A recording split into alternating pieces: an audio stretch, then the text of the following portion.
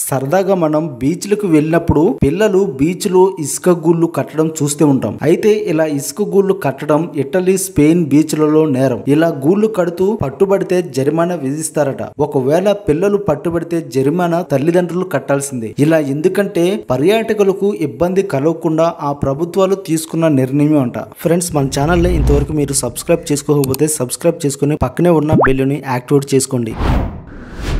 మనందరం మంచు గ్లోబ్ బొమ్మలను చూసే ఉంటాం కదా. అయితే దీనిని కనిపెట్టింది వైద్య పరికరాలను రిపేర్ చేసే ఎర్విన్ పెర్జీ అనే ఆస్ట్రేలియన్ వ్యక్తి. ఈయన ఆపరేషన్ థియేటర్ లో మెరుగైన కాంతిని ఇచ్చే బల్బులను తయారు చేయడానికి ప్రయత్నం చేస్తున్నప్పుడు గ్లాసులో నీటిని నింపి కొన్ని ప్రతిబింబించే పదార్థాలను అందులో వేయడం వల్ల అది చూడడానికి మంచు గ్లోబ్ గా తయారైంది.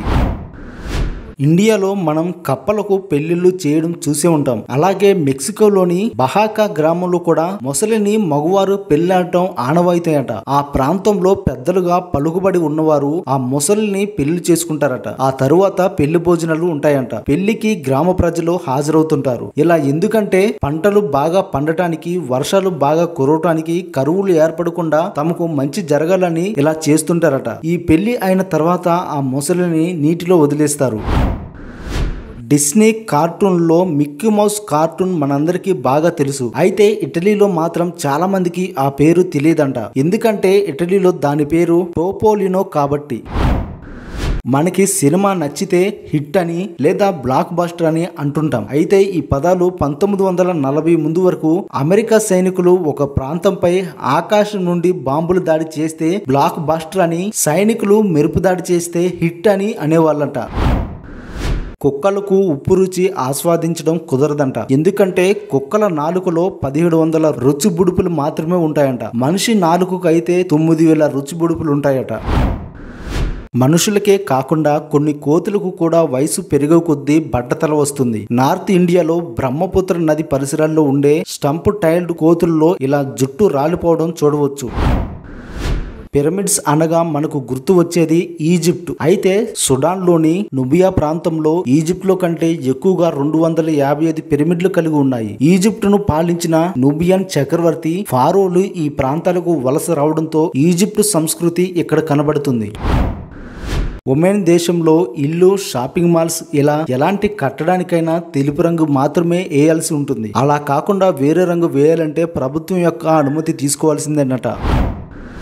మానవుడి శరీర భాగాల్లో దేన్నైనా ప్రమాదవశాత్తు కోల్పోతే అది తిరిగి పెరగదు. పైగా అక్కడ చర్మం పూర్తిగా పోతుంది. అయితే వెంట్రుకలు, గోర్లు మాదిరిగా అవయవాలు కూడా తిరిగి పెరిగితే బాగుంటుందని మనం అనుకునే ఉంటాం. కానీ మానవ శరీరం అందుకు అనుగుణంగా నిర్మితం కాలేదు. దాదాపు అన్ని జీవులకు ఇదే వర్తిస్తుంది, కొన్ని జీవులకు తప్ప. అందులో ఆక్సోలోటల్స్ అనే 8 అంగుళాల సరీసృపం ఒకటి. దీన్ని నడిచే మెక్సిన్ ఫిష్ అని కూడా పిలుస్తారు. అవును, ఇది దాని కాళ్ళు, చేతులను కోల్పోయినా తిరిగి పొందేలా శరీర నిర్మాణం తయారైందని శాస్త్రవేత్తలు చెబుతున్నారు. అంతేకాదు, ఎలా పెరుగుతున్నాయని దాదాపు 30 పరిశోధన బృందాలు దీని మీద అధ్యయనం చేస్తున్నాయి. ఈ ప్రక్రియ మీద వారు కొన్ని ఆసక్తికరమైన విషయాలు వెల్లడించారు. ఏదైనా ప్రమాదం జరిగి దాని కాలు, చేతిని కోల్పోతే పుట్టుకతో దాని శరీరం ఏర్పడే బ్లాస్టమే అనే ప్రత్యేక కణజాలాలు ఆ భాగానికి చేరుకొని గాయం మాన్పించి ఇతర ఇన్ఫెక్షన్స్ రాకుండా ముందు ఆ భాగాన్ని మూసుకుపోయేలా చేస్తాయి. కొద్ది కాలానికి శరీరంలోని వివిధ కణజాలాలు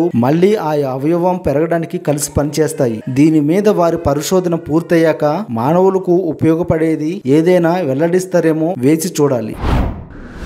ఇండియాలో ఎక్కువ మంది మాట్లాడే భాష హిందీ. అయితే హిందీ అధికార భాష కలిగిన మరొక దేశం ఉంది. అదే ఫిజీ దేశం. ఈ దేశంలో 3 అధికార భాషల్లో హిందీ భాష కూడా ఒకటి. శని గ్రహంను నీటిలో వేయగలిగితే ఆ గ్రహం నీటిపై తేలుతుంది. నీటిపై తేలగలిగే ఏకైక గ్రహం శని గ్రహం. ఎందుకంటే ఇది నీటి కంటే తక్కువ సాంద్రతను కలిగి ఉంటుంది. ఇందులో వాయువులు అధికంగా ఉంటాయి. ప్రపంచంలో అత్యధికంగా దీవులు కలిగిన దేశం ఇండోనేషియా. అయితే అక్కడ ప్రభుత్వం కూడా అక్కడ ఎన్ని దీవులు ఉన్నాయనేది లెక్క తేల్చలేకపోయారట. ఆస్ట్రేలియాలో కారును బుక్ చేసుకుంటే అందులో మనం ఒక్కరమే ప్రయాణిస్తుంటే డ్రైవర్ పక్కనే మనం కూర్చోవాలట. అలా ఎందుకంటే అలా వెనుక కూర్చుంటే డ్రైవర్ని అవమానించినట్లయితుందట. మనం ఎప్పుడూ మెయిన్ రోడ్లను నలుపు రంగులోనే చూస్తుంటాం. అయితే గల్ఫ్ దేశాల్లో ఒకటైన ఖతర్ దేశంలో మాత్రం నీలం రంగులో రోడ్లు కనిపిస్తుంటాయి. అక్కడ నీలం రంగులో రోడ్లు ఉండటానికి కారణం ఎక్కువ ఉష్ణోగ్రతను నియంత్రించడానికి నీలి రంగులో రోడ్లను వేస్తుందట ఈ ఖతర్ ప్రభుత్వం. చాలా మంది పండ్ల మీద ఉప్పు చల్లుకొని తింటుంటారు. అది ఎందుకు అలా చేస్తారంటే టేస్ట్ ఉంటుందని అంటుంటారు. ముఖ్యంగా జామకాయ కోసిన తర్వాత ఉప్పు కారం కలుపుకొని పౌడర్ చల్లుకుంటారు. పచ్చి మామిడికాయ ముక్కల మీద కూడా ఉప్పు చల్లుకొని తింటుంటారు. కొందరైతే రుచి కోసం పుచ్చకాయ ముక్కల మీద కూడా ఉప్పు చల్లుకొని తింటుంటారు. ఉప్పు చల్లుకోవడం పండ్ల మీద మంచిదా కాదా అని ఆలోచిస్తే ఎక్కువగా ఉప్పు తీసుకోవటం ఎవరికైనా మంచిది కాదు. కిడ్నీ, గుండెకు సంబంధించిన వ్యాధులు వచ్చే అవకాశం ఎక్కువ. అలాగే బీపీ కూడా పెరుగుతుంది. షుగర్ తో బాధపడే వాళ్ళు పండ్లపై ఉప్పు చల్లుకోవడం అస్సలు మంచిది కాదు. కానీ పండ్ల మీద ఉప్పు చల్లుకొని తినడం వల్ల ఉపయోగాలు కూడా ఉన్నాయి. పండ్ల మీద కనిపించని బ్యాక్టీరియా ఉంటుంది. ఉప్పు చల్లడం వల్ల ఆ బ్యాక్టీరియా చనిపోతుంది. అలాగే పుల్ల మామిడికాయలు, నిమ్మకాయలు, జామకాయలు లాంటి వాటిలో సిట్రజన్ ఉంటుంది. వీటిని తినడం వల్ల ఎక్కువగా ఉంటుంది. జీర్ణ వ్యవస్థకు సంబంధించిన సమస్యలు వస్తాయి. ఉప్పు వీటిని సులభంగా జీర్ణం చేస్తుంది. అంటే గ్యాస్ట్రిక్ సమస్య తలెత్తకుండా చేస్తుంది అన్నమాట. జామకాయపై చల్లుకునే ఉప్పు పళ్ళను మరింత శుభ్రం చేస్తుంది. లక్నో సూపర్ జైంట్స్ యువ పేసర్ మయాంక్ యాదవ్ తన ఐపీఎల్ అరంగేట్రంలోనే ఆకట్టుకున్నాడు. ఐపీఎల్ 2024లో భాగంగా పంజాబ్ కింగ్స్ తో మ్యాచ్ తో డెబ్యూ చేసిన మయాంక్ తన ఫేస్ బౌలింగ్ తో ప్రత్యర్థుల్ని చుక్కలు చూపించాడు. 150 కిలోమీటర్ల పైగా వేగంతో బౌలింగ్ చేసిన మయాంక్ పంజాబ్ బ్యాటర్లను ముప్పతిప్పలు పెట్టాడు. ఐపీఎల్ 2024లో ఫాస్టెస్ట్ డెలివరీ చేసిన బౌలర్ గా ఇతను రికార్డులకు ఎక్కాడు. 11వ ఓవర్లో తొలి బంతిని 155.8 కిలోమీటర్ల వేగంతో మయాంక్ బౌలింగ్ చేశాడు. ఓవరాల్ గా ఐపీఎల్ లో ఫాస్టెస్ట్ డెలివరీ చేసిన 5వ బౌలర్ గా ఈ మయాంక్ యాదవ్ నిలిచాడు.